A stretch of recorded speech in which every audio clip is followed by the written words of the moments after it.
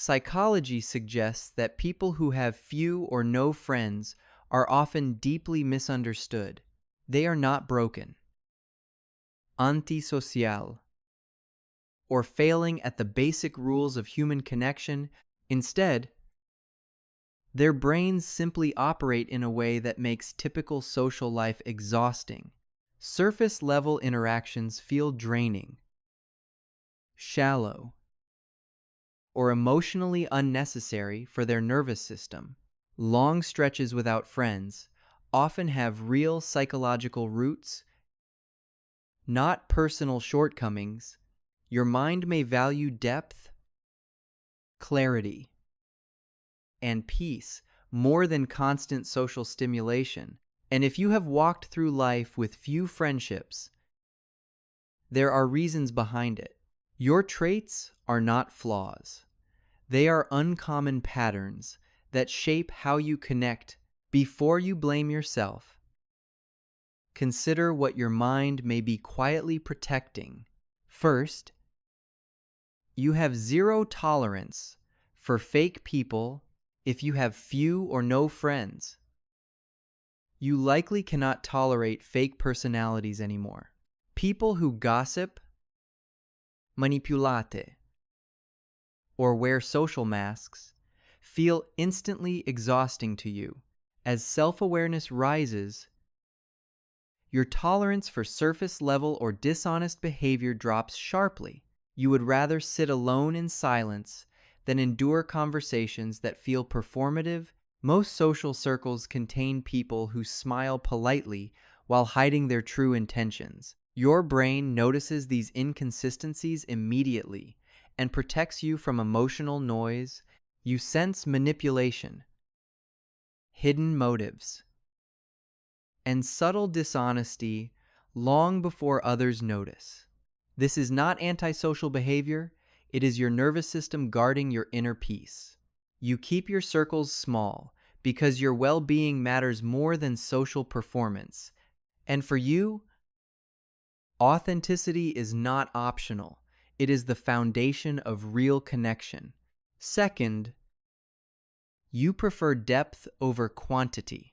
People with few friends are not avoiding relationships, they are avoiding shallow ones entirely. Your mind naturally leans toward depth, meaning superficial conversations feel painfully empty. Small talk drains you because it lacks meaning, substance, or genuine emotional presence. You want conversations that explore ideas, psychology, intention, and what makes life meaningful. Your brain is wired to seek understanding rather than noise, insight rather than distraction. So when a topic offers no weight, no curiosity, you instinctively disengage from it. You connect rarely because real connection requires emotional honesty and mental depth. You would rather be alone than participate in conversations where nobody truly listens.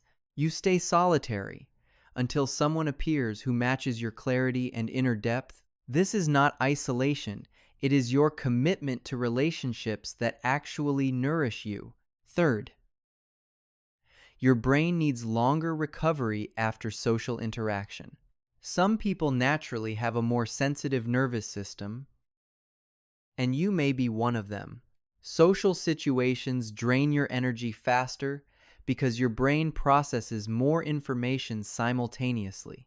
Psychology calls this high social sensitivity, a trait linked to deeper emotional perception. During conversations, you absorb tone shifts, micro-expressions, and subtle emotional cues effortlessly. You analyze interactions on multiple levels, which burns more mental energy than most realize. This does not mean you dislike people. It means each interaction simply costs you more. While extroverts feel recharged by company, your mind becomes quieter only in solitude. You protect your limited social energy because it functions like a finite internal resource. After socializing, you need complete stillness to restore emotional and neurological balance. Your solitude is not avoidance, it is recovery. The way your brain returns to clarity. Fourth, you are deeply independent and do not need external validation. Many people with few friends are not lonely. They are simply internally self-sustained. You do not rely on social validation to feel valuable, confident, or emotionally supported.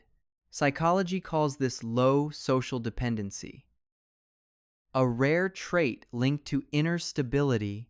You can entertain yourself, solve problems alone, and find comfort within your own mind, your thoughts. En routine and inner world give you a sense of grounding that others seek socially.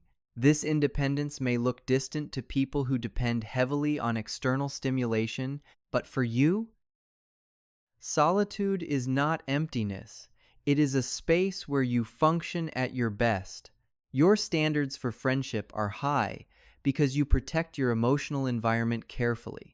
You do not allow chaotic or inconsistent personalities to move freely in your inner world. While most people collect acquaintances, you remain selective about who earns real access. Fifth, past experiences taught you to be cautious with trust. People with few or no friends often share a common psychological thread from the past. Somewhere in your history, a betrayal or disappointment reshaped how your mind approaches trust. It may have been neglect, emotional inconsistency, or simply choosing the wrong people repeatedly. Psychology shows that once trust is deeply broken, the brain becomes protective by default. You think carefully before allowing someone access to your emotional or personal space. You observe longer, listen more closely, and test people before letting them move closer. This creates what researchers call a trust threshold, a higher bar others must naturally meet. You are not suspicious without reason. Your caution was learned through lived experience. While this protects you, it can also keep meaningful connections at a distance. But your caution is not weakness. It is a form of self-respect shaped by survival. If you have few friends, it does not mean anything is wrong with you. It simply means your mind operates with more depth, awareness, and emotional precision. You notice motives, patterns, and energies long before they become obvious to others. You carry a richer inner world, a sharper intuition, and a higher standard for connection. These traits can make you walk alone for a while, but never without purpose.